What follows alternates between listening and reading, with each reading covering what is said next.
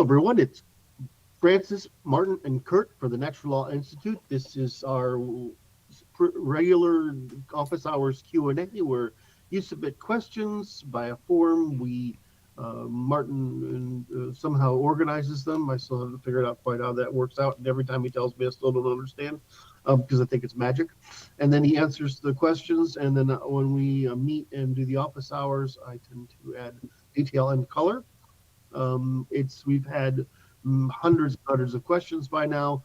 Hopefully someday we will continue breaking them up into individual videos because they're quite wonderful questions. And I just need to sit down in like an afternoon or something and do them all. This is the type of task like I wish AI can do, or like some kind of programming thing can do, but I just haven't got around to it. The method I use for organizing is copy and paste.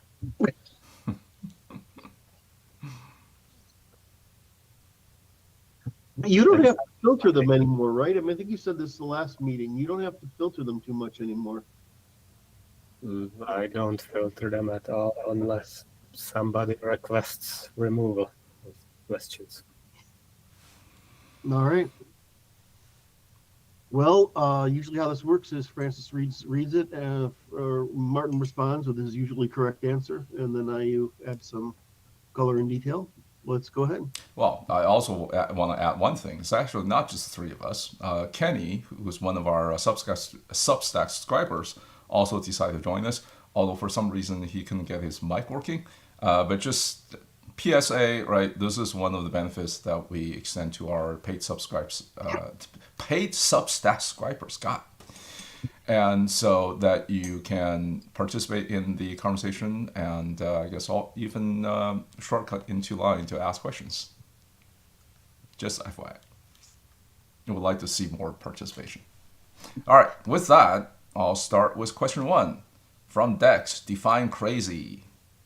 Oh boy. Without repeating the usual Einstein quote and expecting a different result, I think a general answer would be a spectrum between misalignment between one's worldview and one's evolutionary purpose on one end, to failure to make accurate predictions and produce any coherent worldview at all on the other.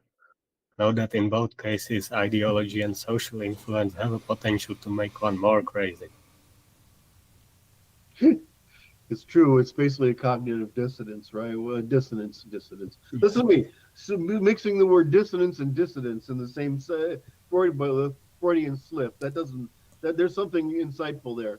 But yeah, most of it's some sort of cognitive dissonance. Dissonance. Yes, and it can happen most of the time because there is something in the real world condition or the person's interpretation of the real world condition that they cannot tolerate. That's for the emotional kind of crazy or the behavior kind of crazy. There are physical sorts of crazy, which is, obviously various, the spectrum of psychosis to schizophrenia. I mean, those are biological problems that have to do with largely neurochemical failures. But Martin's correct as always. The first part of that is basically all leftism. Misalignment between one's worldview and evolutionary purpose. So Martin, let me ask you a question. So when we evolve as hunter-gatherers, right? You're saturated in this chit chat that goes on, and you watch long-term videos of tribal folk, and they just never shut the fuck up. And there's just this saturation of this social environment that it goes on all the time, so your mind is not really alone, so to speak, and it's not really disconnected from the information flow of the tribe. So yet as society gets more complex, you have more specialization, more individualization. And so is it just that it's a coping mechanism for people who can't bear the uncertainty in relation to their neuroticism? What do you suppose is going on there that's causing this escapism? Like I can understand it if you're like, I mean, why do shamans work in the old world, right? I mean, they give psychological comfort. But do you think that crazy has always been a thing? Well, there would always be dysfunctions, Yeah. obviously. But I'm not sure I understand your question. Like, we evolved as a social animal to operate as part of the group. So having a necessity of that group is not any sort of error. Mm-hmm. So yeah, it's a byproduct of effectively desocialization, but informational saturation beyond your control, right? I mean, one of the things I would look at is people have all this information today, right? They are, it isn't making them more stable. It means they're more powerless, more out of control, I guess. And I'm just Well, wondering. the information is supposed to be coming from their environment and from their tribe, not from the whole world. Yeah.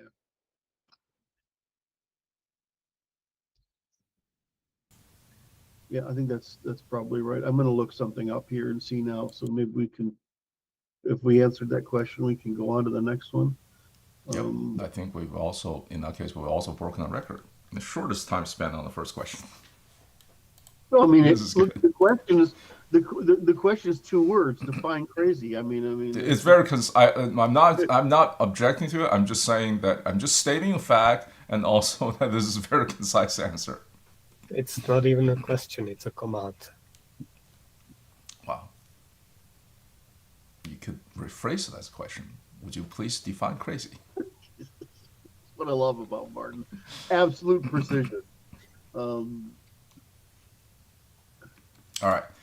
Question 2 from Ezra to Curt. You said on some video that there was an internalization of the king or government decree into the psychology of the governed at some point in history, if I'm not mistaken. Do you recall who started this?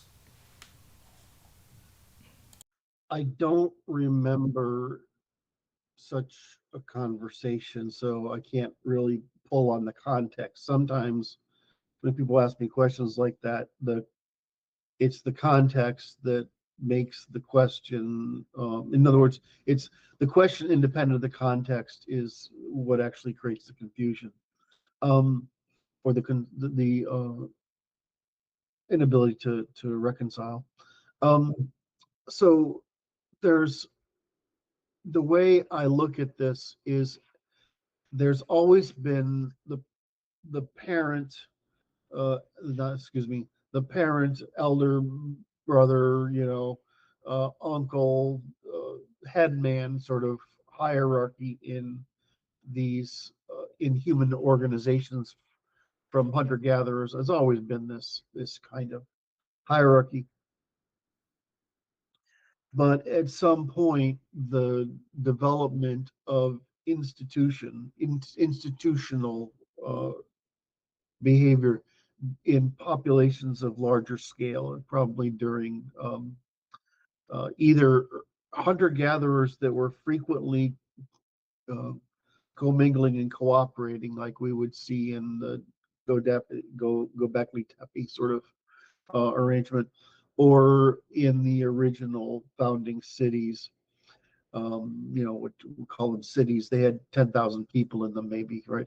When we saw this, you have the ability to affect what we consider a norm and set of behaviors, and then because you need decidability in those scale of groups, you still need it.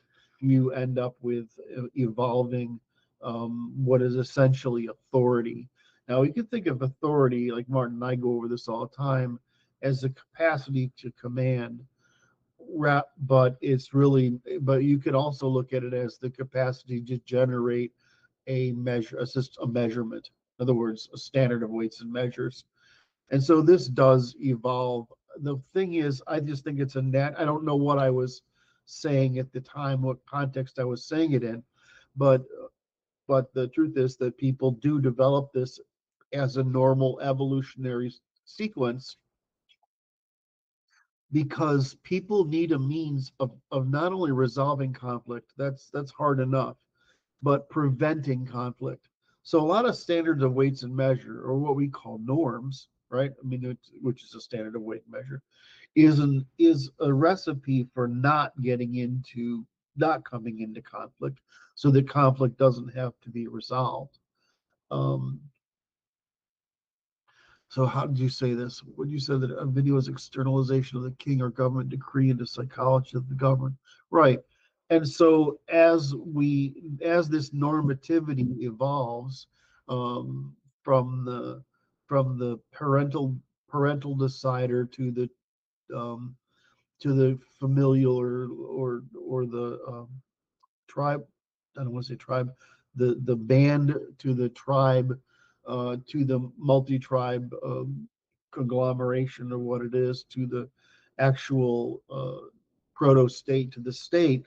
What happens is that we develop normative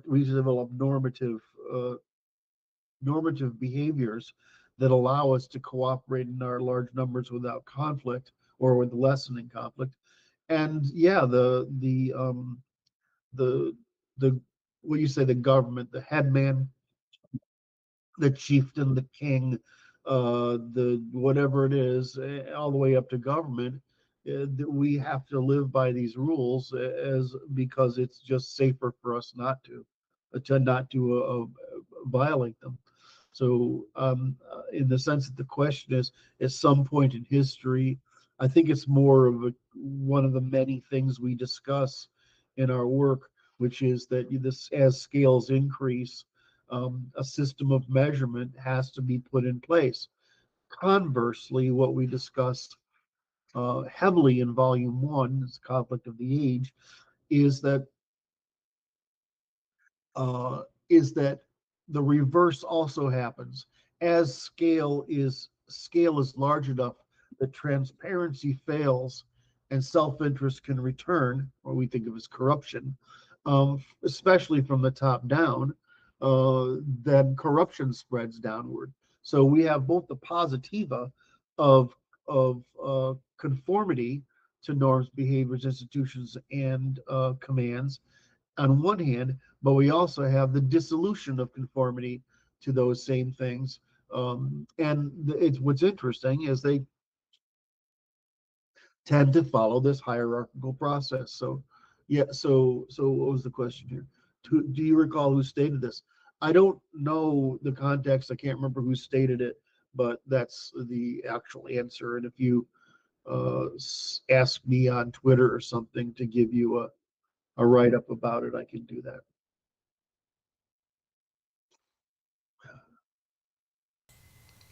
All right. Martin, do you have anything to add? Not really, because I didn't even understand the question first. Yeah, well, that makes sense. Okay. On to question 3. What would a reciprocal relationship between the first world and third world look like? How, i.e., how would the natural law framework apply to foreign aid and influence ideally? Specifically, what sort of investment into the third world would be the U.S. need to hold in order, what we, the U.S., need to hold in order to maintain reciprocity with the nations we give aid to at rate which we give? It would look very much like colonization, but with third worlders admitting it's what they want. And many did back in the day, to be fair. It would require some changes in definition of reciprocity, because as it is now, it's only workable for relative equals, not for a relationship between responsible authority and obedient dependence. I'm trying to think about that. You're right. Okay, so the only thing I thought about when I heard Martin is Martin has really answered the question, but I think there's another way, which is that um, you don't reciprocal implies that reciprocal relationship first world and third world look like implies that somebody wants that relationship. And so I would say, well, why would you want that relationship in the first place? Why wouldn't you just um, why wouldn't you just uh, uh, grow so superior that you left them behind and they were powerless? Um, and there are a couple of reasons for it. The European reason is that expansion was entrepreneurial, not state driven. And so if you are in a position where you're an advanced people, you have enough wealth. One of the ways that you can express that wealth is your people have the agency to go out and start influencing other territories. This mattered more probably during the agrarian age than it does today, since that was the only means of increasing production. Um, the second would be to is to not do that, is to constrain colonization or expansion by your own people, and more of the Chinese wall approach, which is wall them out and keep them away if as long as you have the resources to continue to prosper without having to tolerate them or interact with them. This is easier for naval powers like your Western Europeans, and it's harder of course, for continental powers. Well, it's easier for naval powers like Japan. Japan successfully shut off the outside world for probably as long, if not longer, than China did. Yep. Although when China was finally conquered, in the manner of speaking, it was also through the sea, not through land, as it traditionally feared. Yes. Very smart. Because the Chinese emperor could not fathom how a country on the other side of the world could land an expeditionary force and kick their butt. Mm-hmm. Mm-hmm. So so so you have the third. So we talked about colonization. We talked about isolation. And the third is to simply limit them to trade. In other words, you can do whatever you want. Um, uh, you can, excuse me, I'm missing one. You can do whatever you want, but we're only going to trade with you. The problem with trading with people is it creates the incentive to exert control over them, right? So that they are capable of acting as peers. And I guess the fourth one is the one Martin puts out here, which is that, you know, people have done this. I mean, Eastern Europeans apparently did it with Scandinavians. I don't, I'm not sure I buy it, but that's what the history books are claiming so far. Um, is that some people would actually be better off if they could get someone with rule of law to come in and govern them for until they were capable of self-governance. Um, uh, the problem with rule of law and doing that, or any kind of colonization, is, yeah, the people are better off in the long term, but in the short and medium term, it's disrupting all the means of social organization they have. I think And in the short term, it disrupts the status hierarchy, the that's right. established status hierarchy, and that's why you sometimes even if it's an enlightened elite that invite the foreign colonizers in, the middle and the lower class will have their status hierarchy disrupted, and Yep. sometimes the other way around. Well, Yep. actually, it's almost rarely the other way around because how could your middle and lower invite somebody in? Usually, it's the elite that willingly invite somebody in unless they're conquered. Yeah, it depends on the strength of the elite. If the elite might not be strong enough to prevent the trade that's going on, right? Mhm. I mean, a lot of problem in Africa is the fucking thing's impossible to police, right? Whereas if you have the Nile, it's or the Yellow River. I mean, it's easy to police. So I mean, those are two different scenarios. But yes, You know, when you said when you listed those four options, it came to mind because after Martin gave his answer, one of the pictures I have in my mind is you could call the what happened between China, the exchange between China and United States and the West that took place in the late 70s to 80s, all the way to the 90s, right? You could call that a form of reciprocal relationship between first world and third world. It was voluntary. It was definitely productive. yep. I don't know about free imposition of costs on the demonstrated interest of others. At least it did not surface through in very obvious ways. I'm not sure how opium wars play into reciprocity. Now that was way earlier. I'm talking about the 1980s, Mhm. the after the reform period. Well, I mean, I know that the from the American perspective, the belief, the same thing for bringing China to the WTO was because that the hope for a reciprocal relationship Yes, would develop. except Um, that did not exactly take place.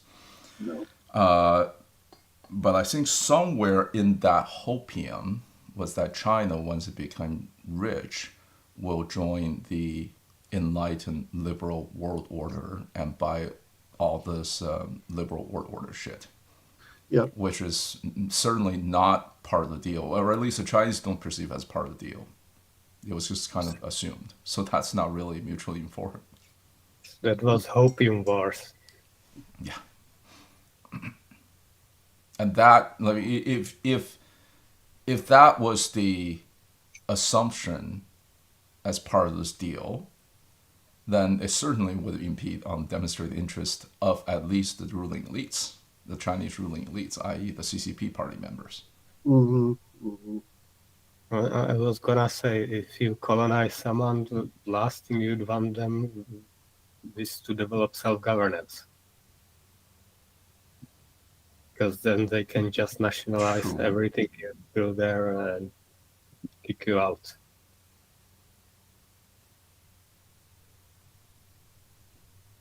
I'm trying to think, is that what happened with the British in India? No, British didn't have to leave. Most of the population didn't even want them to leave. Hmm. And But yet, the Indian ruling elite certainly did. yeah. And I think the British was also at the end of the rope on their empire and they couldn't maintain the colonies anymore. that's right.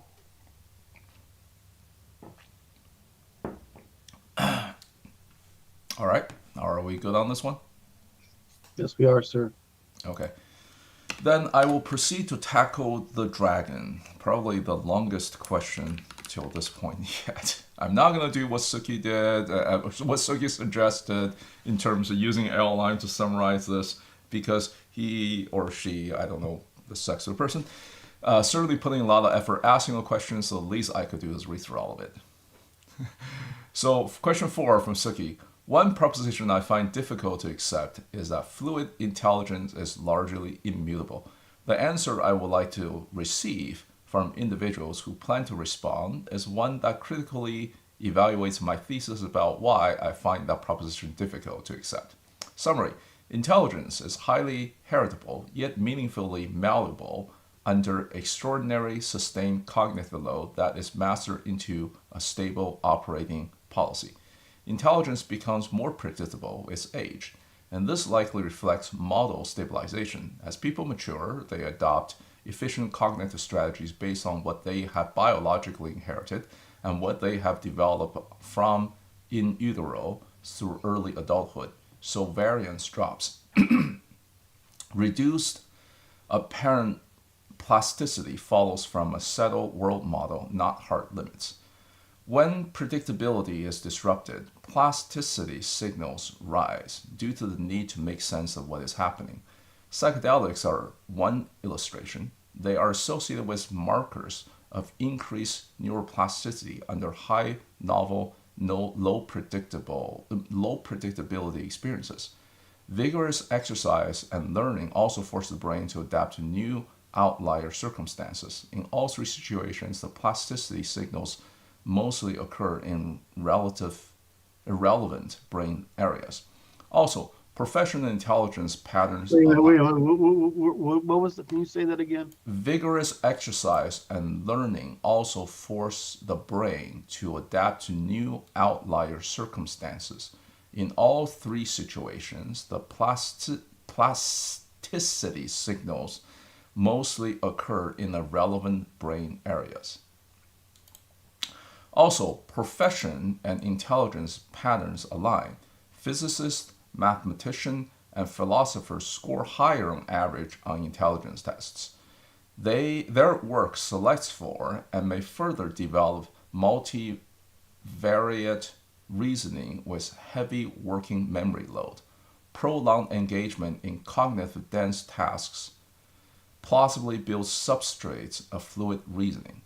Given these principles, I deduce that gains in intelligence require changing the way one thinks, akin to a cognitive revolution.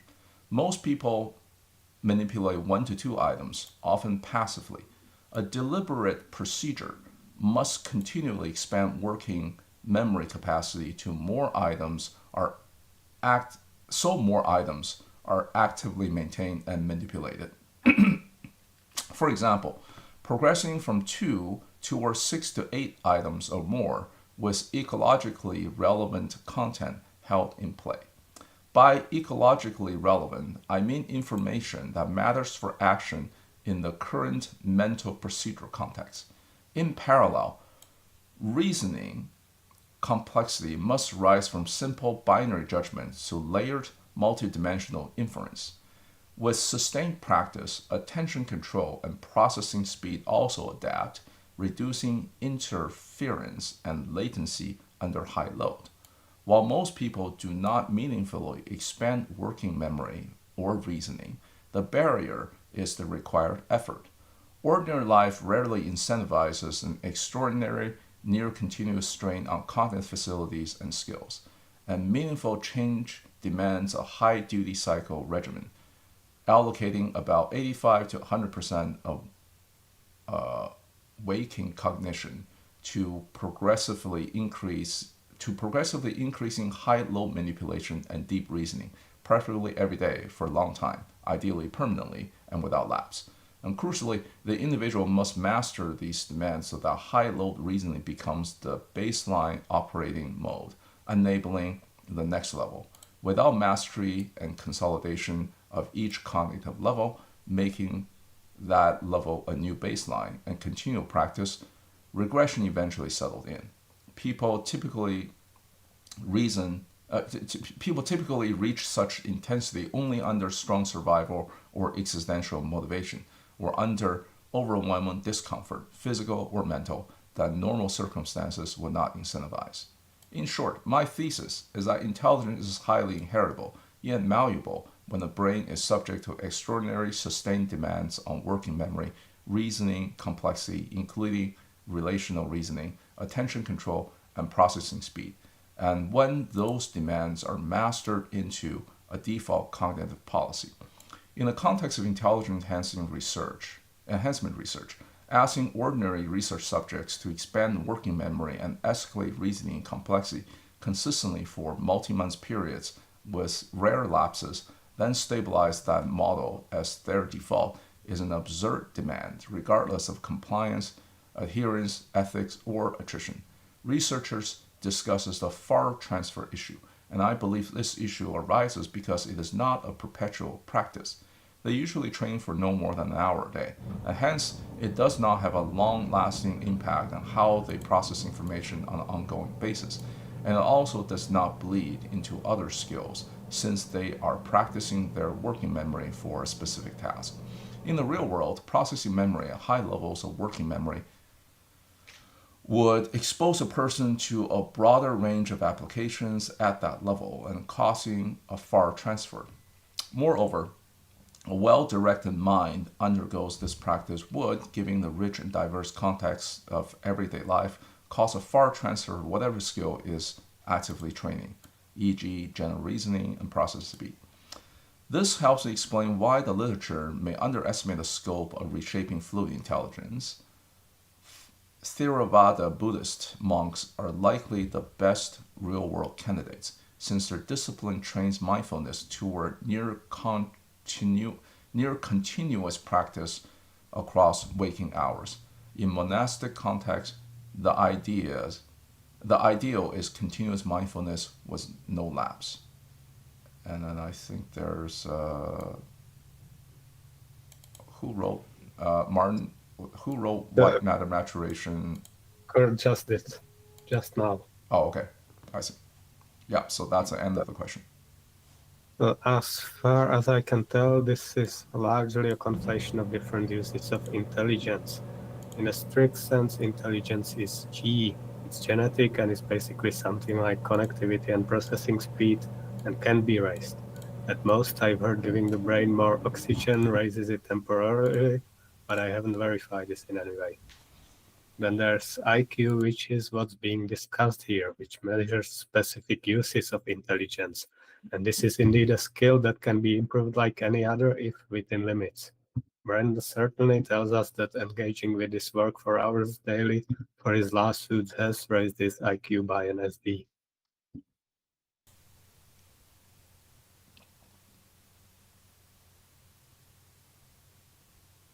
Kurt's still writing his answer. Let's give him a few minutes.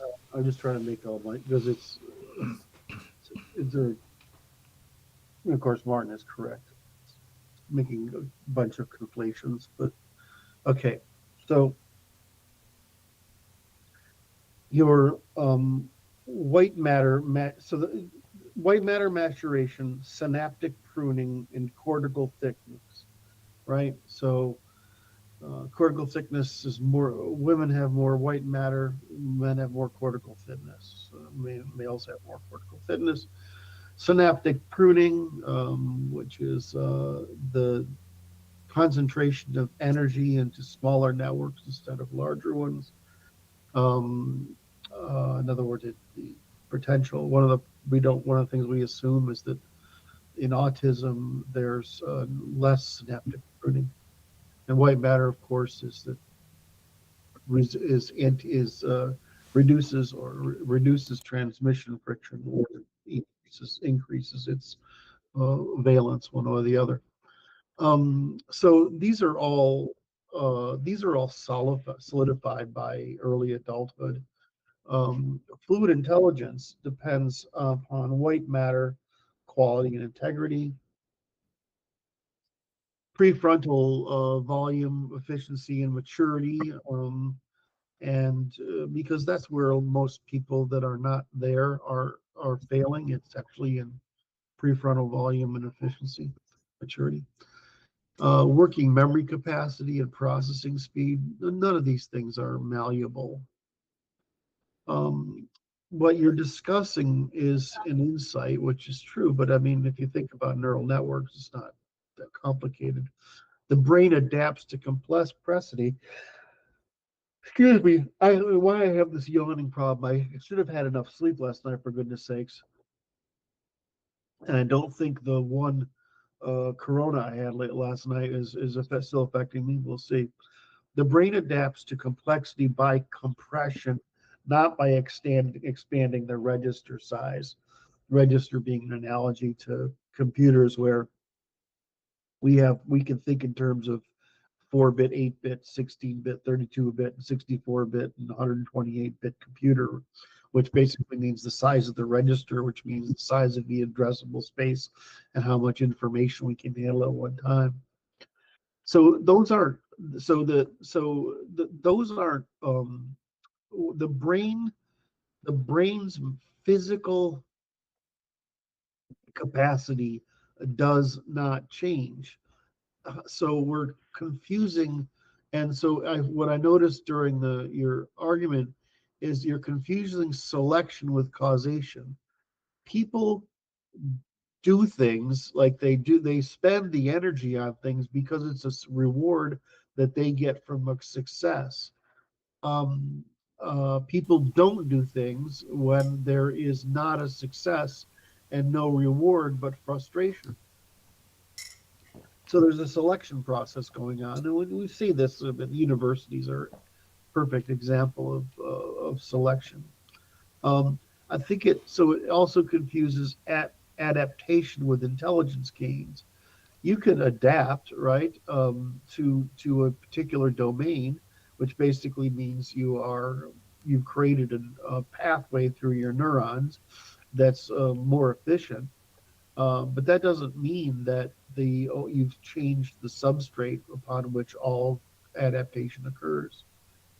And then it confuses G with, which is what Martin said, G with demonstrated intelligence. Um, the G is just what you're biologically capable of, and we call it demonstrated intelligence, which is your which is what's been learned and how you can actually employ it. And so there's I guess the crystallized versus fluid is that there's actually the it's a trichotomy, not a dichotomy. There is your biological capacity, the fluid intelligence that emerges, and the crystallized intelligence that emerges. And so I think that's, despite the fact that we tend to conflate the first two, they're actually somewhat separate. And lastly, your Buddhist example is really the best part of your argument, which is really Buddhism focuses on mindfulness. And I'm big on this topic as well. Mindfulness, and I think this is why I'm such a fan of Stoicism instead of Buddhism, is they both teach you mindfulness. But what's mindfulness? It's noise reduction. It's just noise reduction. You're changing the signal to noise ratio, and so you end up with spending less energy in order to and want to funnel energies into narrower pathways that essentially become stronger. So in summary, um, uh, I understand what you're saying, and I'm not sure. I'm not sure I can. How do I say this? I think Martin's argument is basically true that you're mixing things here and treating them as the same. I usually do it as um, biological intelligence G, um, uh, which is right, and demonstrated intelligence. And demonstrated intelligence, that's the whole thing. Is like you meet these guys with 105-degree IQs, but they know more about fucking cars than, or pick something ridiculous, they more more about musicians or Pokemon cards or something, or my daughter and her freaking dinosaurs, right? So so when you get into those domains, it's easy to confuse intelligence with compartmentalization of focus. So I think what I so I want to state that in toto, but I would like to go back to is that your thinking is actually quite good. But in other words, I like your thinking. I like the effort you put into it, the thoroughness you put into it, because it's practicing what we try to call considering everything, right? Considering all aspects of a problem and not just biting on one. Because what happens with most young males in particular, if they have an insight from a fact, they expand the fact to cover all cases, right? And so that becomes their theory. And what I like about you here is you're considering most of them. But really, the way to think about the brain is actually as a hydraulic system. It really, the same way we think about economies as hydraulic systems, is that you can You're just trying to move liquid efficiently through a constrained vehicle, um, and that and you can't really improve on the you can't really improve on the things that regulate that limit it. You can only improve on the use of it. Is that okay? Did I do all right there? Is that all right? Fine. I don't know. I think Brandon, I think Martin and Francis stopped listening to me somewhere in there, so they can't tell me.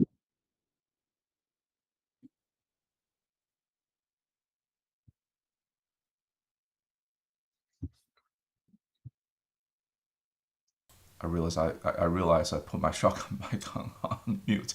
So just to repeat for the YouTube audience, while you're talking about that, the thing I'm thinking is my own journey. I wouldn't call it increased intelligence, but more in terms of demonstrate the ability to do things.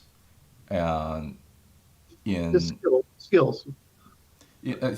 so I guess this is my way of throwing my own question out there. In the various training that I've done, one of the things that, especially in firearm tactical training, one of the things that my instructors drills into us is to build that skill quickly, to build certain special physical reflex skills quickly, it's best to involve emotion. Get positive emotion into the mix. It's just sports psychology, right? Get positive emotions into the mix, and that helps you to learn and how should I put it, make certain skill natural in a shorter amount of time versus negative emotions beating yourself up and so on. So does that mean what you're like, what's actually happening in your brain? Because you're trying to help the neurons to reach across and establish new paths into other regions of the brain so that you can move your hands faster and so on. The neurochemicals, the positive neurochemicals that oxytocin and so on that gets released when you have a positive experience, is that what helps the neurons to establish the pathway?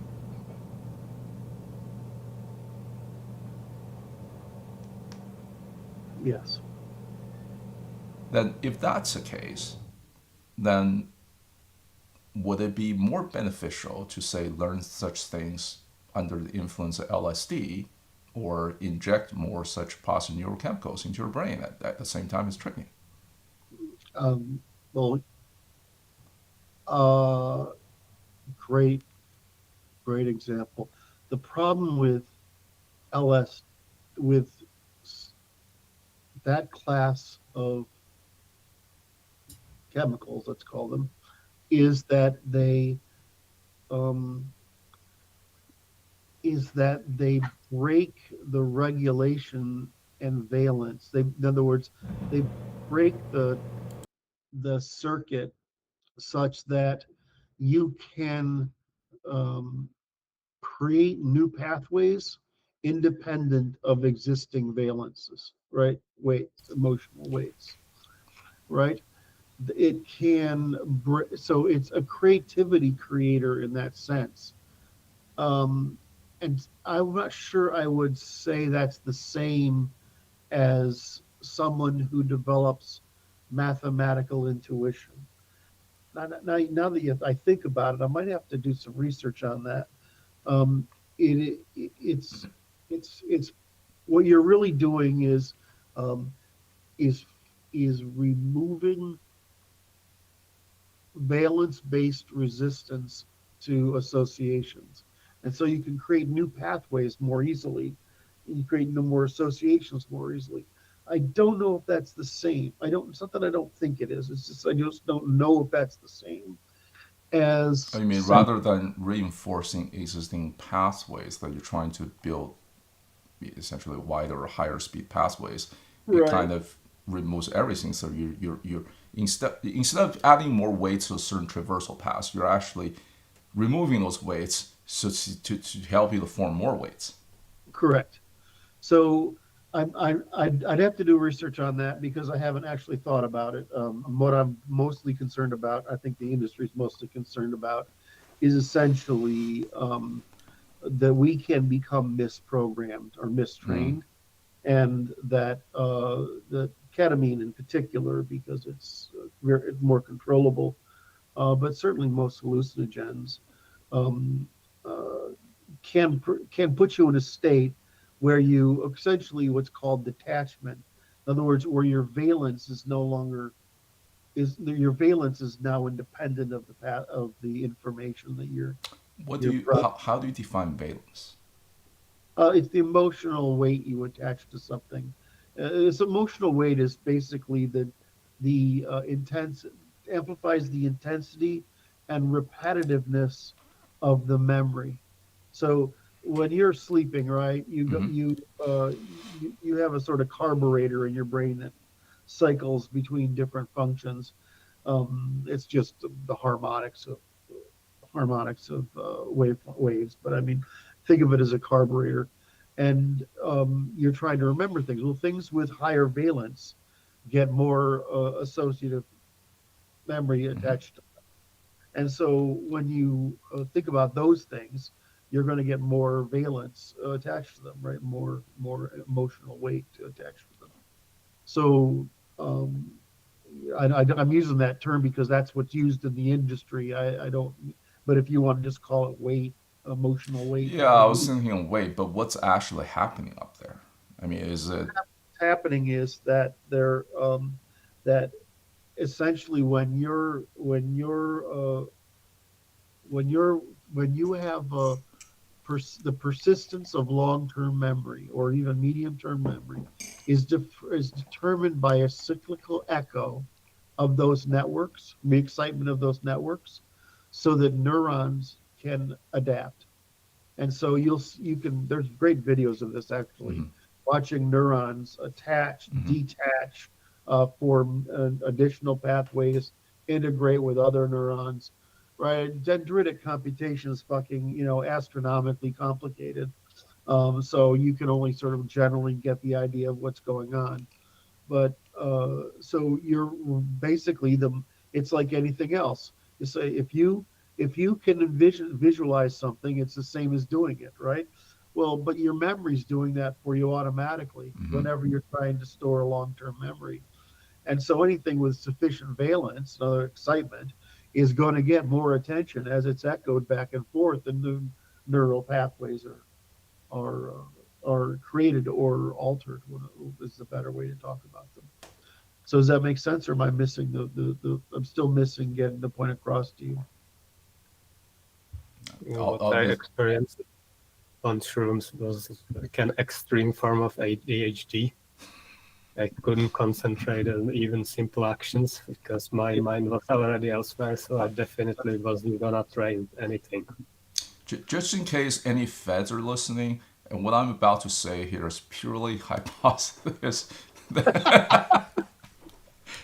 I don't think they In care the about imaginary world, in this imaginary ideal world, I've never had shrooms, but the LSDs, at least under the influence of LSD, I did not see swimming walls or anything like that. Maybe I just didn't have enough. I had microdot, purple microdot, that when I was in my teens, and it was not fun because I have an unhealthy imagination. Mm.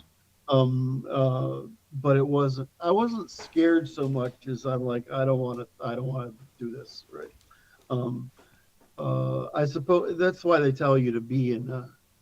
I was in a factory basically, or Yeah, you want to be. It sounds you should be in like a comfortable environment, no, that's the reason. I right? was going to say that the whole trick is to be in a comfortable environment, surrounded by people who you know or care about you, or at least make you feel safe.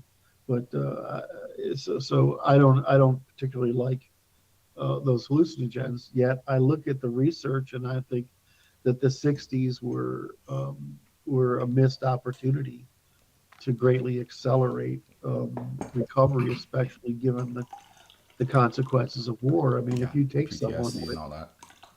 you take someone with post-traumatic stress disorder, or any kind of trauma, and you give them ketamine therapy, it might take you 6 or 8 sessions, but you will get it, unless there's something really wrong with you, like you're borderline schizophrenic or something. It will actually work for you. Ironically, last night I read to my kids, and we just finished a book by a Afghanistan and Iraq war veteran. Happened to be someone that's 1 degree removed from me. And in the end chapter, he talks about PTSD, where he only had mild degree PTSD, but some guys in his unit actually had pretty bad PTSD. And he, well, the guy's not a psychologist or a psychotherapist anyways, but he talks about, he thinks that has a lot to do with their upbringing and just how effed up their environment that they grew up in. So if they grew up in an abusive, chaotic environment, then they tend to suffer more PTSD. Whereas he grew up in a pretty loving, you consider that used to be the the middle class, affluent type of family. So he had very mild doses of it. Yeah. Yeah. And I forgot the question. Oh, my question was about how to form, whether these psychotropics or psychoactive drugs can help you build these pathways. And I think you already answered it. Yeah, they can. Absolutely. All right. Okay. Question 5. How to Oh my attract God. women according to Curt's methodology. Well, if you don't want me to read it, stop me. No, go ahead and read it. It's freaking Okay. well. It's insightful into our friendship, but that's I don't know if we'd call it a methodology, but I've been around Curt, and what he does is basically flirt with everybody, and then is surprised some women indeed interpret it as flirting and respond. oh my God, that's so true. I would say my natural inclination is playful. I like to be playful, which is essentially flirting. With sex is I'm always surprised when women think about it. But I'm like this. Most of the time, women pursue me. I don't pursue them. I'm not a good example of anything in the dating market. What I can tell you is, once you attracted a woman, I know how to make that successful, which is basically figure out what makes them feel safe and provide it. This might require to be relatively masculine more of the time, and I think that's what I don't like, the way that the industry forms, like leading and submission and whatever. I think of it as, how do you make them feel safe? And if, as long as you can figure that out, women will absolutely adore you, right? And when you don't make them feel safe, they'll absolutely want to leave you. It's it's not. I don't even see it as even vaguely complicated. The trick is to understand what makes her feel safe, not what you think it will make her feel safe. Because women are freaking chaotic creatures. I mean, guys are not that different from one another in many ways, whereas women, the the thing that makes their psychology feel safe and secure, whatever, is just all over the place, and it's especially true given that what I say is, women are attracted to what they are familiar with, not what's good for them. And so you have a couple of obstacles to overcome, in that they may associate attraction with things that are very bad for them, only because they're mentally or emotionally exciting or interesting or stimulating. And you have to try to teach women what is good for them, and you have to do it through making them feel safe. I don't know. I grew up in a house full of women. They make sense to me, in ways that I think other men don't. But then I developed the talent most of us do in marriage, which is you listen to what a woman says, but you realize they're never saying what they mean.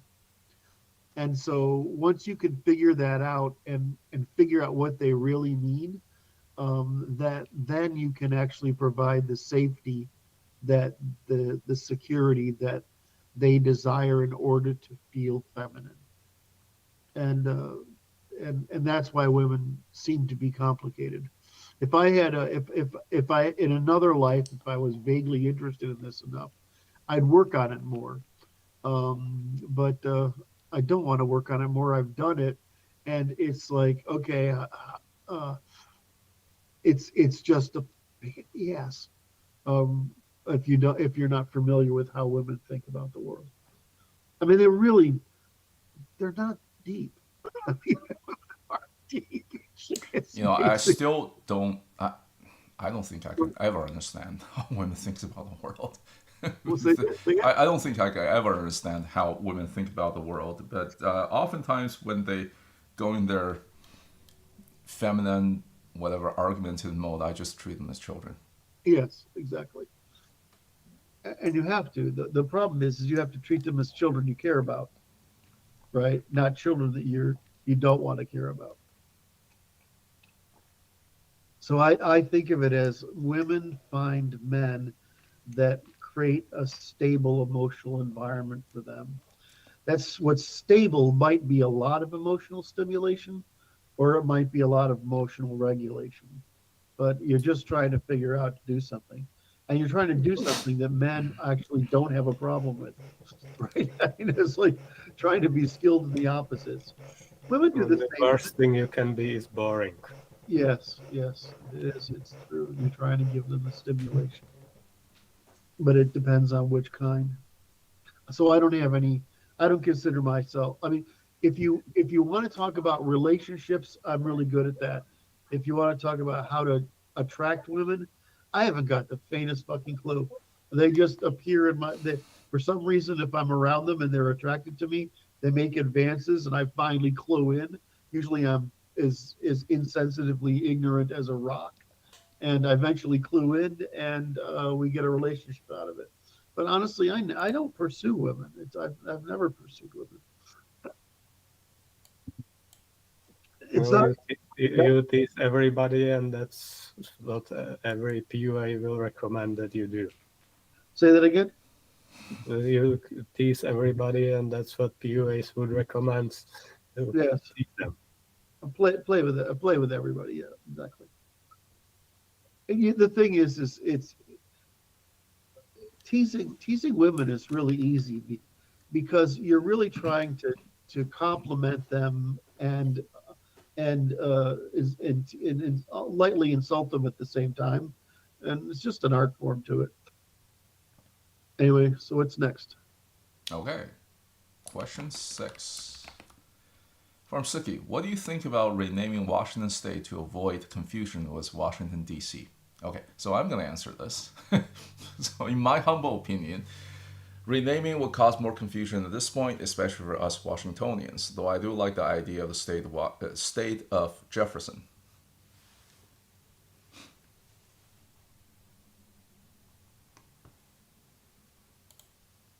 I don't see why we would change it. I would say, why not take Washington off the District of Columbia?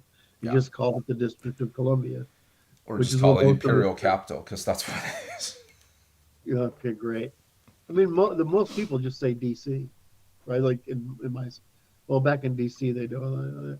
You always use Washington as like the formal, like when you're talking about when you're talking to an open group. It happens back in Washington, but most of us in common prose just say, yeah, well, it's a DC thing. But Colombia is confusing with the country of Colombia. Yeah, well, Columbus, Columbia. It was originally the name of the whole continent, right? Yep. All right, what's next? All right, question 7. Oops, one sec. Well, Martin, what are they messing with you today for? You got people messing with you today. What on the What chat? do you mean? Go ahead. Okay. Question 7. I want to clarify something because I've heard claims that sounds completely inconsistent with your own work. Some people in your institution have said that in your constitution draft, you explicitly wrote that only white men may work in government, and if there's a revolution, all black men under 40 must stay home or be assumed hostile and shot. This sounds completely insane to me, and I strongly suspect it's either a distortion or an outright fabrication. But it raises a serious problem. Natural law requires decidability. Where in your constitution is there any operational, testable, decidable definition of white or black that could support such a rule? 2. You always stress a law must be written so that even an enemy cannot deny its truth. How could vague categories like whiteness or blackness meet that standard, especially given the historical edge cases, i.e., Portuguese, Greek, Finns, Irish, mixed Europeans, etc.? I might have let that one slip after being pestered about my racism in supposed contrast with Curt's views.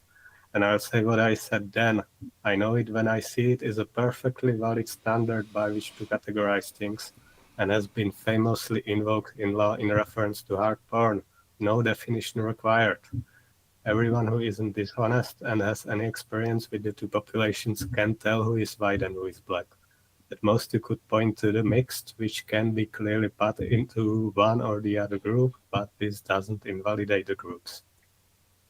Yeah, Martin's right, of course. The way I look at this is, first, Martin and I wrote that document mostly together, right? And so, do you know how we play with each other all the time?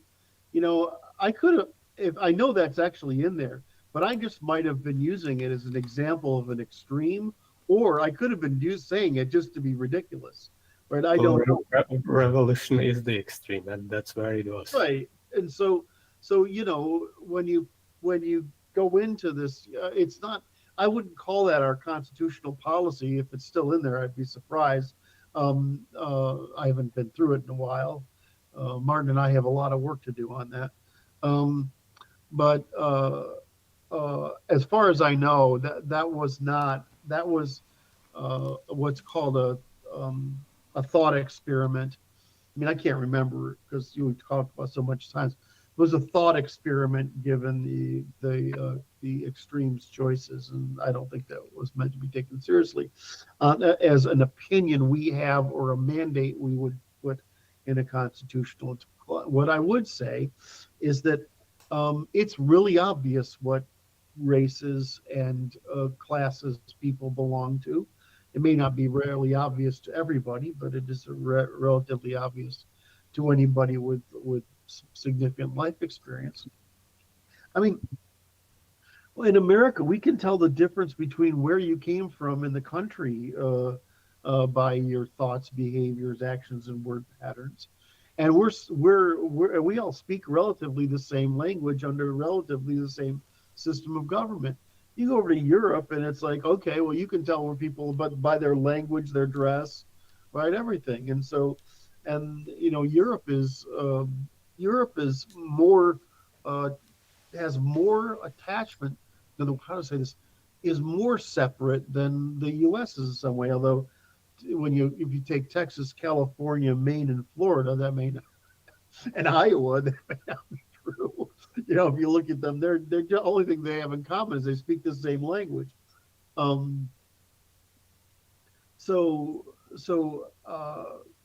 don't put a lot of. I'm sorry this upset you so much or gave you so much motive to, but we are easily classifiable into kinship alliances. It's not hard at all. My tendency, if you want to know what it is that, look, your religion is essentially a group evolutionary strategy for a racial group, and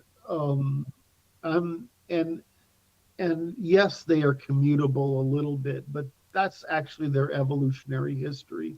So my view would be that religion would be a greater means of would be the greatest means of selection against inclusion than versus anything else.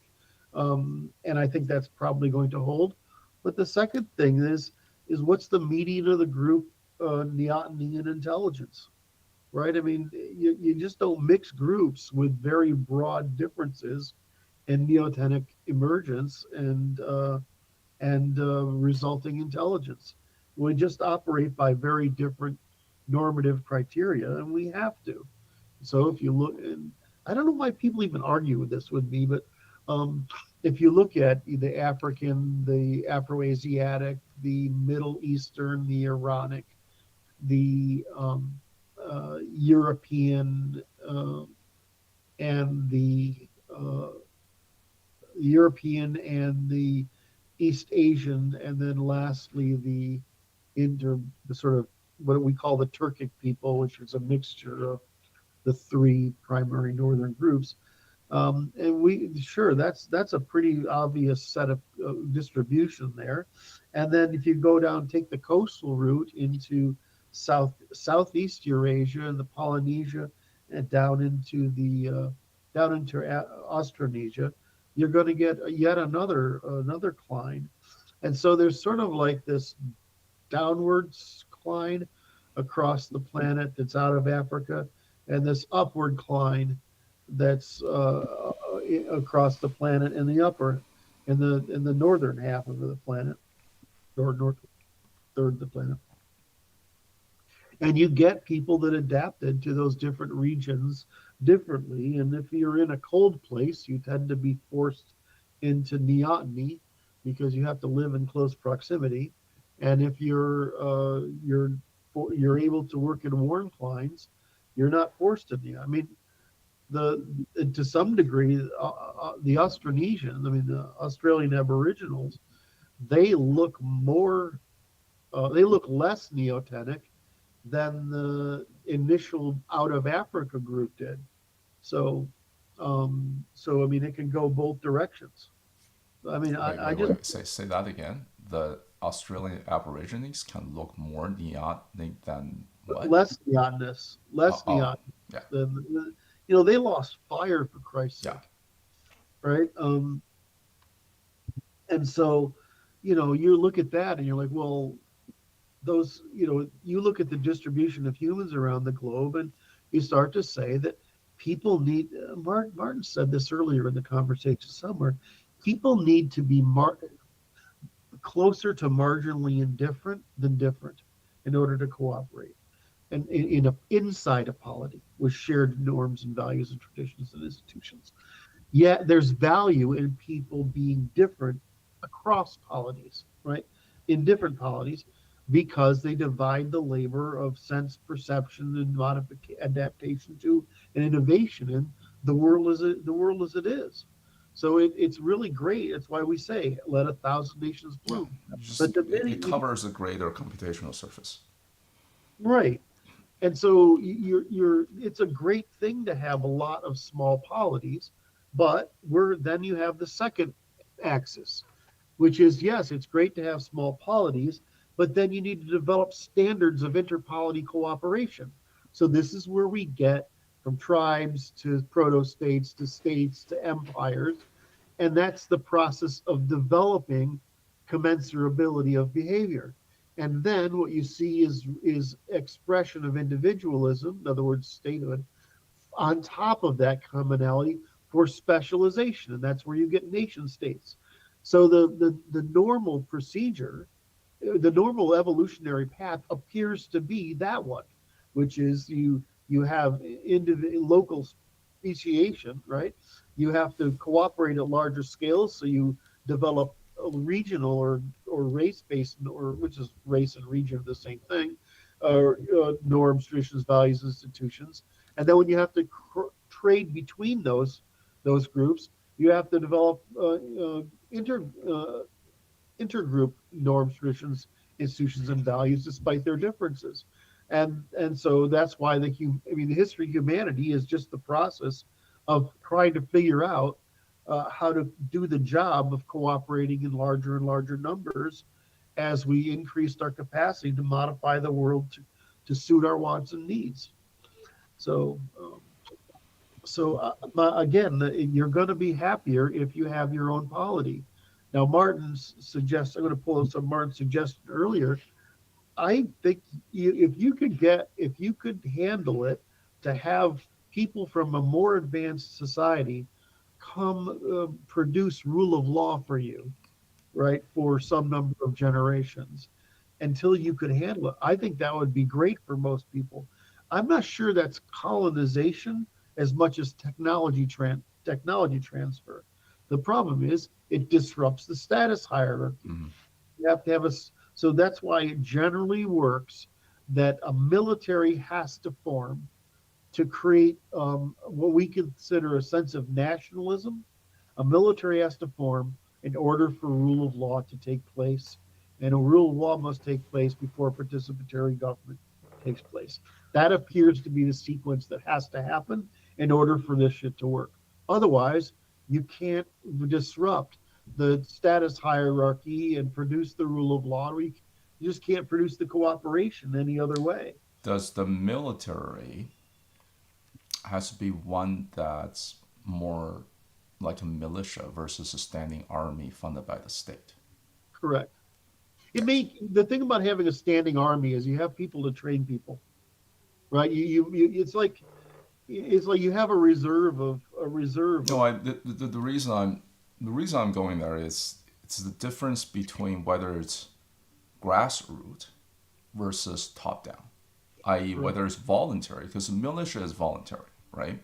It's citizens defending each other's sovereignty versus conscription by the state. Because I would argue in a later case, China had that standing military for more than 2,000 something years.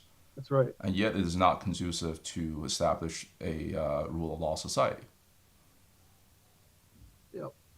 It is ruled by law of the state. Yep. Yep. Agreed. So I tell you, let me say something in general about this. Go back to Martin.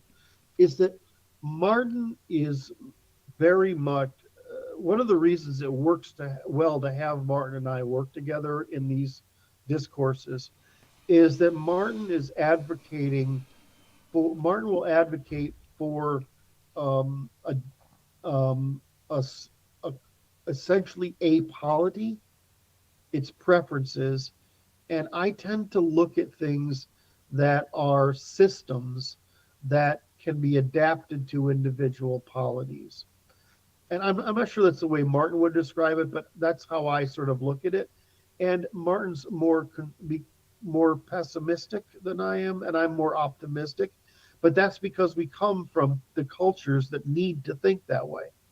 So when you hear stuff come out of us, it's sort of helpful to understand which thing we're trying to advance. Because what do I really think? You just ask me what my preference is. What do I think would be good, and what do I think is the science? Those are three different things. If I personally, I know that it's better to have a small, ethnically homogenous polity, no matter what you are. It's especially good to have one if you have access to the oceans, right? The second thing is, I know that I like mostly to have my own people around. I mean, I'm just like every other human being, pretty much. But, I actually think it otherwise because I'm not a member of the common proletariat, so to speak. I actually like international, working with people around the world who are in the cognitive class. I mean, I like that. That's meaningful to me. I feel more affinity for other people in from other races, cultures, and civilizations who are in the cognitive class than I do with the defensiveness of our underclasses. So I mean that's one of the problem with elites, right? In general, is I don't give up on my lower classes. I still work for them despite the fact that it's in my interest to associate with my peers from other cultures, countries, and races, right? And so that's how I look at the problem. So if you ask me that, I'd rather live in an environment where uh, I have lots of my own people, but I still have access to the cognitive elite around. I mean, Francis and I are pretty close friends. I mean, I view Francis as an aristocrat. I view, I love Martin in a way that is very. I mean, it's like family.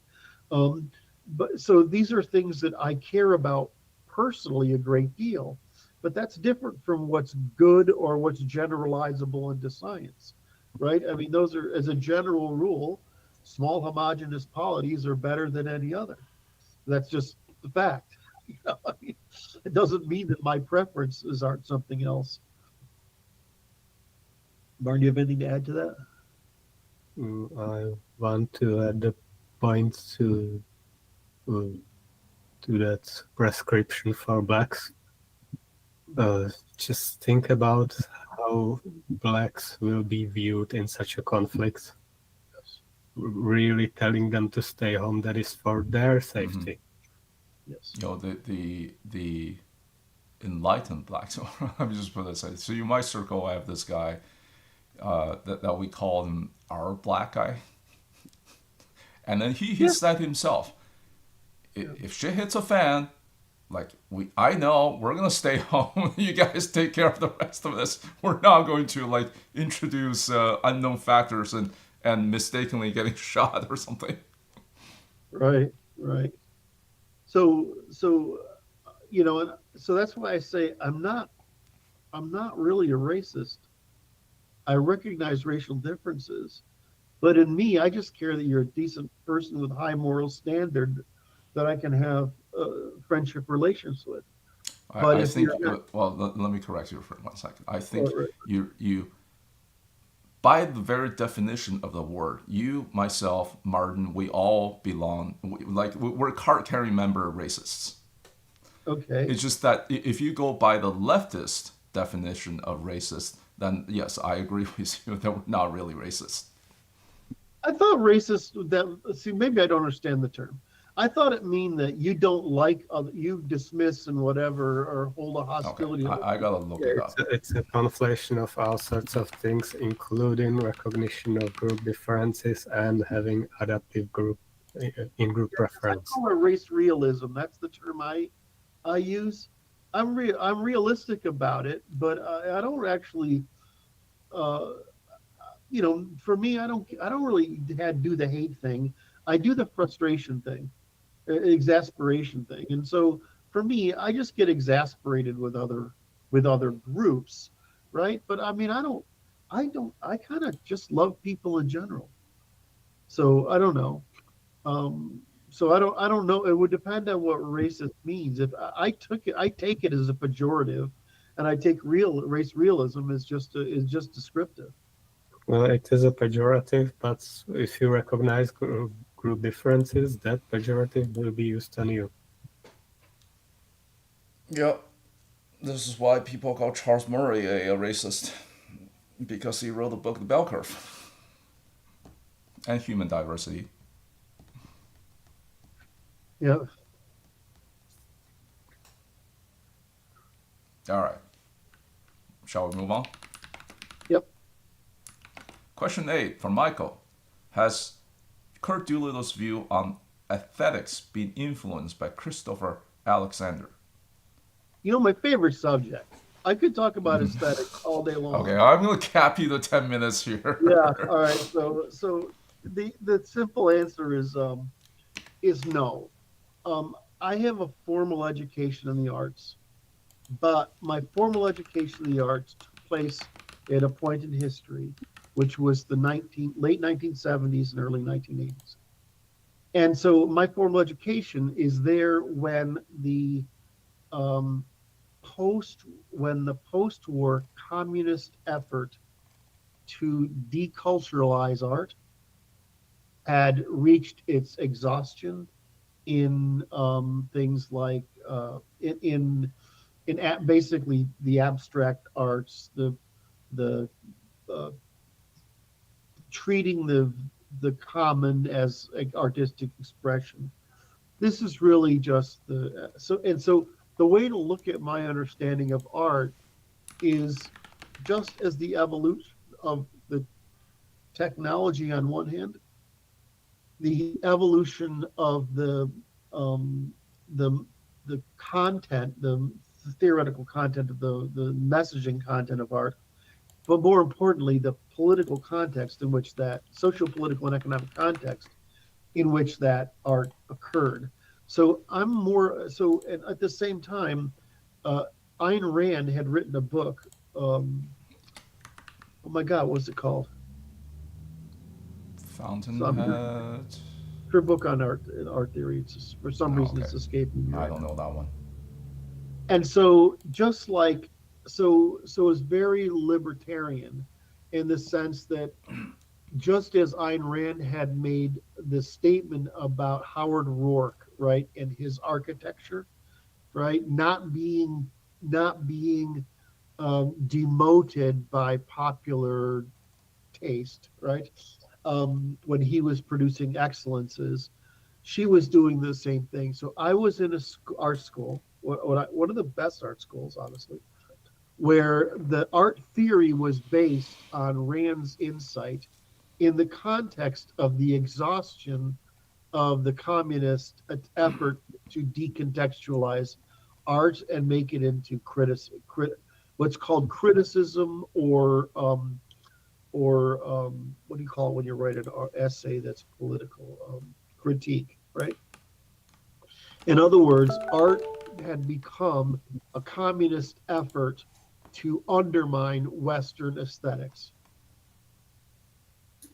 And Was so, she sorry? was effectively advocating for total disregard of the commons, just undermining by other means.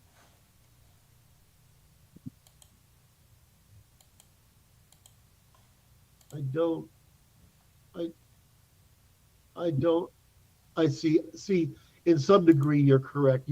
I would say normativity rather than commons. If the commons is an asset, she was advocating for greater assets, no, but more density in assets. But you are right. You are correct in saying if she's violating normativity. I think that's a correct assessment of it. Uh, the so the so my argument. So I was at a point in the theory, an art theory that was very transitional. After Afterwards, you got the 80s, which was very craftsmanly, and the 90s, which was more restorative. And so, I'm sorry, my coffee's about to arrive. Um, so I have to get up in a second. Yeah, it's 3 houses away. Hold on a second. So, what else do I want to say? Thank you for saving me. You do? Let me do that real quick. And then I'll hit it. Usually, Or you can hold it. Usually, I hold it. Okay. A lot of people, I don't know, man. they skip that to you, so. Perfect. Thanks, brother. Have a good day. Yeah. When Starbucks is 3/4 of a mile from your house. Do you need one of those, like, I don't know what you call it, the thing with the coffee container, like that you just like push down and then it'll make coffee for you? It's not instant coffee. Yeah, It's well, this is my discovery. Right here. cold coffee. Okay, the This decaf. brand of cold brew coffee in decaf, it is the best coffee I've ever had in the world. Okay. It is absolutely fantastic. It has almost no bitterness, and so that tendency of I don't want to call it chocolatey, but it's more of a chocolatey texture comes through instead. Anyway, that's my current thing, but Starbucks does it. No. So anyway, so that's what I've been affected by. I actually am not. I actually have a theory of aesthetics that's my own, which is the first real serious philosophy work I did. And it's actually the source of how I understand measurement, because art measurement was quite hard. And so by starting with the measurement of art, something Brad talks about when he talks to other people about how I got to this stuff. And so I tend to work from my theoretical framework. I do see it valuable to read the opinions of other art critics, because sometimes they are familiar with a particular movement or stretch of insight or something that's been included that I didn't see in the art because I'm not aware of it. So I find that. But in general, art criticism is basically an exercise in fluffing, and it's almost embarrassing to read. It's gotten better over the past 30 years, but I mean, it used to be. I mean, it was eye rolling to read Art in America or whatever back in the 70s. It's absolutely eye rolling, because it would just be, how I'm always off on fictionalisms, right, when loading, framing, obscuring, whatever. And the ability for some of these people to find depth and meaning and insight and whatever in shit art has always been beyond me, right? I mean, really, there got there's a kind of art that I find interesting, which is, I think of it as spatial entertainment. It's basically a fun house, and so they take a gallery and they put on some show, right? It's not a paintings or sculptures, whatever. It's actually just an essay or experiment. But so it's a fun house, and I'm like, yeah, well, great, Or did you hear the one about the selling the spoiled banana nailed to a nailed Oh yeah, I mean, there's a banana. It wasn't banana nailed. It was banana duct tape to the wall, right? duct tape? Yes, Yes. that's There correct. was another one that's like they were sold this painting, and then Yep. as soon as sold, it got through a shredder. It got Yes, shredded. exactly.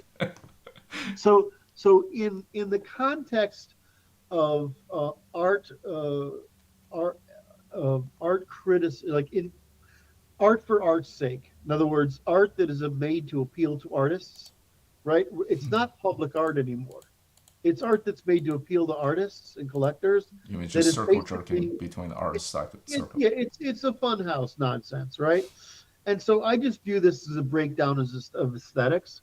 I mean, it doesn't mean it's not funny or entertaining, or it doesn't mean it's not fun house, right? But from the standpoint of what I view my job as an art critic, is this stuff is just the funny pages at the moment. It's nonsense. So I'm not actually affected by, I would say, other than affected by that what's her name, Rand was able to put into place a benevolent force of elitism that was contrary to the traditional aristocratic perception of art in Western history. I would say I'm more part of that and the sciencing of art than I am of any other particular artist or art critic. I think that if I were going to make comment on anybody, it would be Michelangelo's writings on art. Are the only ones that really affected me. And believe me, during the 70s, there was so much shit art publishing bullshit. The crap I had to read in art school that was drivel. For example, the artist that created a ramp into a museum, right? This really happened. He created a ramp, people would walk up on, but he could lay underneath the ramp, and he would masturbate as people went up the ramp. All right, Good all right. lord. This is the kind of attention whoring performance art bullshit Like, that was why happening. isn't that a crime? Well, why isn't piss Christ a crime? I don't know if you know what piss Christ Yeah, is. yeah, I heard about it. The Christ on crucifix dipped in a Right, jar of piss. the urine. Yeah. So I mean, why isn't that a crime? Well, first of all, nobody knew but him, right? I mean, he was just doing it under the ramp. Um, but you know, these are these are little experiments in what I view as offense against culture. And so I grew up. I went to art school during this period. So I went to art theory classes. I had to paint. I had to draw. I had to sculpt. I had to use clay. I had to make prints. I had to do photography. You know, you have to do all the things so that you have a minimum competency in each field, sufficient that you can critique any field. And so, and then you have art theory classes where they just throw paintings or sculptures or whatever one after another on the wall, and you can't do, oh, I like it. You have to actually critique it meaningfully, and they beat it into you, which is partly where I get some of my behavior from. So that's what influenced me. Not that's what influenced me is my formal education in art. I can't even think of an artist that has said, or an art critic that has said anything meaningful to me. Matter of fact, I went to Portland, Oregon, because used to be a really amazing. I think it might still be there, a bookstore there. It was one of the best bookstores in the country, and they had a real fairly large art theory section. But the truth is, there's like a half dozen works of art theory, right, in existence. There's very little of substance in existence. There's art history, which functions more as the theoretical basis for art. But if you read the shit people write about art, especially during the mid to late century, last century, it's mostly clown world shit. It's just embarrassing. It's embarrassing. I'm sorry. All right, I'm done now. I shut up now. Did I meet your time criteria? Yeah, I guess you're 3 minutes over, but I'll forgive you. Oh wow, that coffee's good. All right, next question. Question 9 from Trevor. What is the criterion for establishing something as true in history or science? What are the cases where we are unable to establish truth in history or science? Please deliberate. I am working on creating predictable markets for disputed facts in history or science. There's a HTTP address I'm not going to read. One of the markets is, does the childhood vaccine schedule cause an increase in the prevalence of autism? I'm looking to develop an evidence criterion that would establish either the yes or no position as true to serve as a standard for resolving the market. I'm also willing to change the wording of the question so that either position can be provable. I hope we can develop an evidence criterion that is robust enough to basically guarantee that something is true to resolve these markets in a way satisfactory to market participants. Can I just add a little bit in here? Mm-hmm. I don't know if it's possible without perfect retrodiction, i.e., retrodiction as in knowing exactly sequence events that happened in history in the past that led to X. I would say that you can to run with that particular point. The way you write a proof of anything in history or science is by construction that eliminates all alternatives. In other words, which is another way of. I want to get that different from history, right? Because I have to start with that. Is that what we do in our work is we use the ternary logic to create a constructive proof of possibility, right? If we can't produce a constructive truth of possibility, or we produce a competing solution of possibility, then we have doubt that the plus you cannot claim the assertion is true. In history, we are not trying to say what definitively happened. We're trying, because causal density is too high, what we are trying to do is first explain the point of view we see in recorded history, and secondly, enumerate the causal density that produced that outcome. And in other words, the long-standing debate over the fall of the Roman Empire. Why? Because the causal density is really high, right? And so you are essentially trying to produce a set of Legos that eliminate the all other possibilities of Legos. And Martin's going to say this below. It's basically Occam's razor. If you create a constructive proof that is the way something happened by um, the least, it's essentially the least cost method. It's what Popper got wrong. The least cost method, in other words, the thing that is easiest to do without without too many presumptions or hopeful wishful thinking or suggestion or projection. If you can say that, you can probably do it. Most of the time, we use economic logic, right? Economic reasoning, which economic reasoning is accounting for the supply and demand of incentives existing. And so what history tries to do is develop a catalog of the supply and demand that falsifies competing theories. Does that make sense, Francis? I'm watching you. Okay, maybe I'm just confused. So the reason why I brought up retrodiction is this, right? So let's say that we have a theory. We can try to falsify theory going forward by finding ways to falsify it. There's just agency that we can apply to disprove something, and if it can withstand all these efforts at disproving it, we can accept that's true. For something in history that's already Right. locked in stone, I cannot try to falsify it because I don't know. I can't change the past.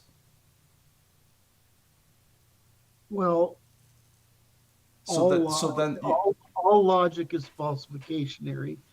A constructive proof is one that falsifies all competing alternatives. So is it all those two statements are true? Is it all logic is falsificationary? Because justificationary doesn't solve. Otherwise, that's why we have a proliferation of ideas. All logic is falsificationary. We just use it justificationary for explanatory purposes. So since all logic is, and then the most parsimonious constructive proof, in other words, causal hierarchy, is that which eliminates all proposed alternatives. Right? That tends to be the answer. Now that's not any different from what you're saying, if I understand what you're saying. I'm just saying it the other way around. What did you call it? What's retro? You call it retro Retrodiction. Retrodiction. Actually, this opposite of prediction. Yes. So what I would say, you would say falsification. That's great, but you can falsify a theory and it survives. But that's only half of the problem. By falsifying, you can narrow possible theories. But until you can produce a constructive theory, right, which is what we do with ternary logic, to be constructive theory, then you can't say that you have no way of falsifying all possible theories that are there. So it's not justification if you can produce a causal hierarchy. It's false. It's just falsification of everything. So it's just hard, I guess, for some reason that duality, which is falsify and construct, is different from just justify and falsify. You have justify, falsify, which is basically theory production. Falsify is criticism, and the result of parsimonious reduction. I think I understand what you're saying here.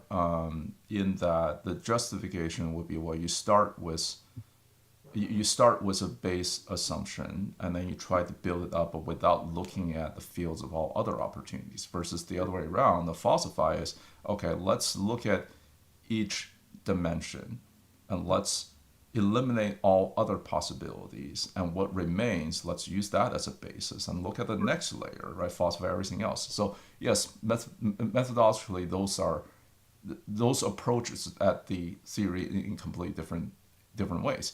The point I'm trying to get at is, in order to determine what's true in history, let's say I start with a theory, even after all this falsification, saying, well, Christianity, something really basic, which is probably not true anyway, due to the causal density, that Christianity caused the downfall of Roman Empire.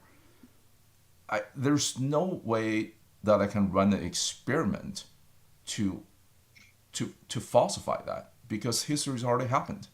I can't remove Christianity from. Well, that's the problem with the scientific method, right? I mean, it's built for physically testable things, right? That's why it's too constrained. You can't. You're right. You can't repeat it. But then again, how many scientific proofs has turned out to be false? A hell of a lot of them. The question is whether you can produce causal parsimony. It's only whether you can do causal parsimony. It's the same way with mathematical proofs. You're just trying to create a proof which is causal parsimony, right? There's got to be a way of constructing this thing that does not encounter any falsehood on the way.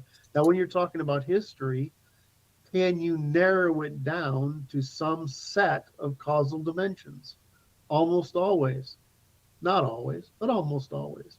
It depends on the information that's available. So there are things we're never going to know, right? We're never going to know, but we can at least narrow the causality in most cases to some set of hypotheses that might be true. But you're never going to find out what's true in history if there isn't enough information to determine the most parsimonious causal hierarchy, just not or causal densities. Well, hence why I right at the beginning I said, unless you have perfect retrodiction, I just think it's impossible to determine truth in history. You can only approximate and construct likely truth candidates. Yes. But you cannot determine the truth. This is the problem with all high causal density, right? Anything, I mean, human behaviors, we can most of the time figure out the incentive structure, right? If we can get enough information, we can usually figure out an incentive structure, and humans tend to follow rational incentives, right? So we generally can, if we can get enough information to figure out their incentives, we can do it. The problem with things like, and archaeology is famous for this problem. Archaeology is famous for attributing causality to a thing without any information. That's why they must have used it for religious purposes or sacred purposes. Mm-hmm. When in reality, it was a fucking kid's toy, and somebody thought it was interesting, right? Right? Or it's all that they can come up with at the time because it was a present for this purpose. Right? I mean, so they come up with shit all the time, but that's because their knowledge is very narrow. I would say that your argument is correct, but I'm just trying to formalize it into you can either create a causal hierarchy that eliminates all alternatives, or you can't. And the thing about human behavior is it's circumstantially adaptive, but generally humans follow the basic principle of acquisition and in pursuit of status. In other words, statistically, if you follow that statistically, you are more likely to arrive at the right answer, even though in individual cases, it could turn out in very chaotic ways. Humans are just weird that way. Why are people in some parts of our country's history buried on their right-hand side with their knees folded, right? So in a crouch position like this with their knees up. And why are others buried face up? Or who the fuck knows, right? I mean, you can hypothesize about it all day long, but it could be any of 100 reasons. It might be that they don't want to dig graves that long, right? I mean, it could have been, Who knows what it was? So this is the problem with historical interpretation, is it ends up being projection, which is what I guess the end result is, you're projecting rather than deducing. All right. So Lucky Lou 7373 said, I remember seeing that grammar chart where as things move from hard science to social science, analytical closure becomes impossible and language becomes narrative. And this could probably connect to how traditionalists such as Carlyle viewed science and how scientism was incorrectly applied to humans, where analytical closure was possible in the hard sciences but was assumed to apply to humans, while traditionalists seem to have an inflationary method of speaking, as far as I know. They were correct in their assessment of the misapplication of the science, which then becomes synthesized into deflationary Hayek. Who's this? Who said this? This is really smart. Who Lucky said that? Lou 7373. I don't know who you are, but you deserve a hug. That was really good. That was right on. Yeah, YouTube have I don't know how YouTube assigned these ad signs. It certainly isn't associated with your actual Google login, or maybe it's just like guest or something. And then Martin, you want to read your answer? Yeah, Hayek isn't in any way a continuation of traditionalists. Tradition is a group strategy, so traditionalists can recognize groups as agents. Hayek was a methodological individualist, which leads to all sorts of errors because we're not actually individuals. Hayek's primary innovation is really simple. He said, because remember, his first work is in Capital, right? His first major work is in Capital. And his major innovation, from my perspective, is the premise that informal institutions, which is what Martin is often trying to defend, are a form of capital, right? And the rest of his work, it seems to me, to be an analysis of the consequences of the value of informal institutions. And so I view my work as extending Hayekian perception of institutions to knowledge and information itself as an institution of capital. And I do that because just as we want to defend all forms of capital from harm, and of course the lying, the leftism, whatever, is just harm to informational capital. Where are we now? What number are we on? We are on number 9, and I have a hard stop at 9 o'clock. All right, so the next one would be 10. We'll do that.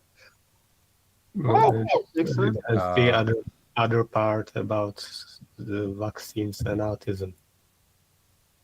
Say that again. Question 9 has the second part. Oh, that's question 10? Question 9. Well, I already read that, the police delivery part. I don't see, is the criteria for establishing something is true in history or science? Well, it's because you have a deflationary narrative on one hand, science, right? And an inflationary at the other end. We don't, so your ability to obtain closure is increasingly complex as you climb that hierarchy of challenge and closure. So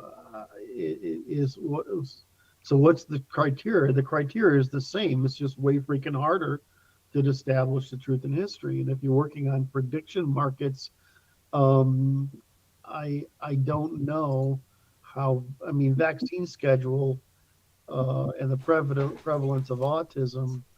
I don't know if there's, other than the one with aluminum, I'm not sure there's any real meaning here. I have no idea. As far as I can tell, there's more to be said with plastics than, estrogens, than there, et cetera, and other criteria than there is with vaccines. But I have that would be my standing hypothesis. My other argument would be the same one Brad makes, is that we give too many vaccines too early. Hmm. When the neurological system is still developing, and you really shouldn't be giving them if we don't have to until you're, at least 11 or 12. After seeing what happened during COVID or whatever that was, I've become a lot more skeptical of mainstream medicine in general. Mm-hmm. So I don't know. I'd suggest you be very specific about what you mean by autism, because all sorts of disorders get thrown under that label that are Yeah. not out. Yes, that's correct.